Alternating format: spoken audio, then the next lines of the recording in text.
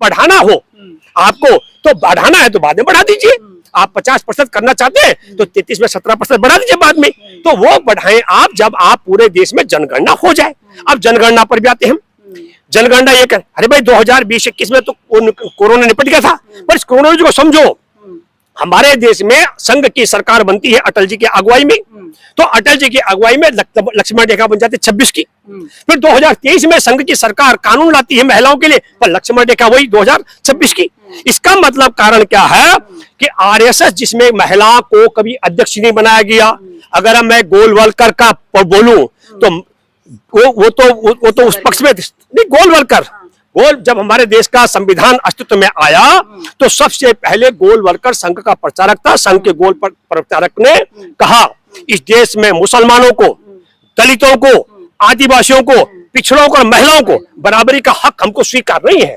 हमारे संविधान ने क्या किया, अगर कोई भीख मांगने वाला गरीब है उससे लेकर और देश को खरीद कर बेचने वाला अंबानी तक का वोट का औकात बराबर है, ये उनको मंजूर नहीं था गोलवलकर को। तो संविधान को जलाने वाले, बाबा साहब का पुतला जलाने वाले, नेहरू का पुतला जलाने वाले, संविधान की प्रतियां जलाने वाले और 50 साल तक तिरंगा का विरोध करने वाले, आज की तारीख में हमारे देश का तिरंगा का विरोध करने वाला प्रधानमंत्री उस संघ के प्रचारक रह चुके हैं जिसमें वो इजराइल का, आप देखिए जाकर के, इजराइल के झंडे वाला कलर का जैकेट पहनते हैं और उसे अपना बाप बताते हैं। मैं एक बात कहना चाहता हूँ, हमारे 148 करोड़ की आबादी, 5000 साल से ज्यादा हमारा इतिहास, ये संघ का आरएसएस वालों का बाप हो सकता है इजराइल, मोदी और मोदी खानदान का बाप हो सकता है, भाजपाइयों के बाप हो सकता है, एनडीए वालों का बाप हो सकता है, लेकिन हमारे देशवासियों का बाप इजराइल नहीं है। तो अब छिछालीदारी हो रही है। तो अब सवाल है कि वोट मांगने के लिए उन्हें क्या किया। इनके पास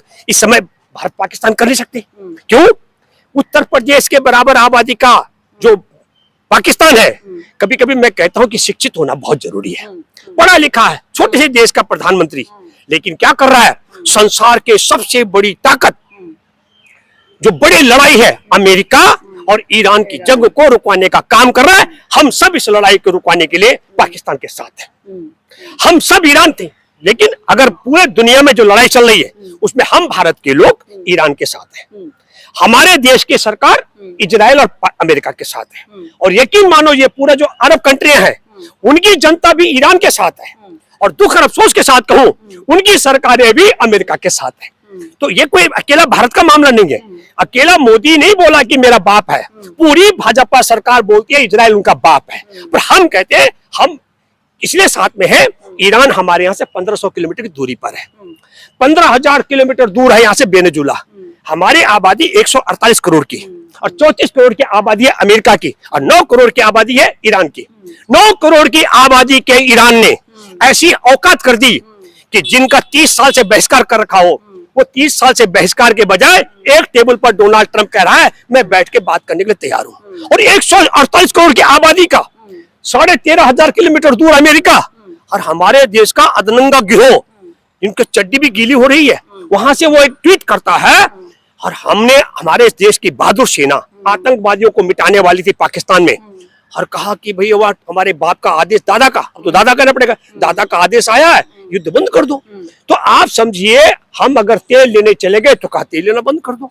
हमारे को रुपए में दे रहा था ईरान तेल, हमसे रुपए में, और पैसा भी नहीं लेता था, हमारे यहाँ से राशन लेके जाता। मैं मेरे जानकर बहुत बड़ा एक्सपोर्ट हमारे चावल का निर्यात होता था, क्योंकि देखिए खामेनेई भारतीय मूल के थे, उनका भारत के प्रति बहुत श्रद्धा थी, और भारत का और ईरान का बहुत पुराना संबंध रहा है, इसलिए उन्होंने नगद भी नहीं लिया, वो पैसा भी हमारे बैंक में पड़ा रहता था, सामान के बदले तेल समझ लीजिए आता था।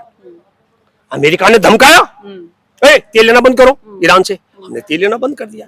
तो सवाल ये है कि 9 करोड़ की आबादी का दुनिया के सबसे बड़ा आतंकी देश अमेरिका, सबसे बड़ा, जिसमें चाहे हमला करता है।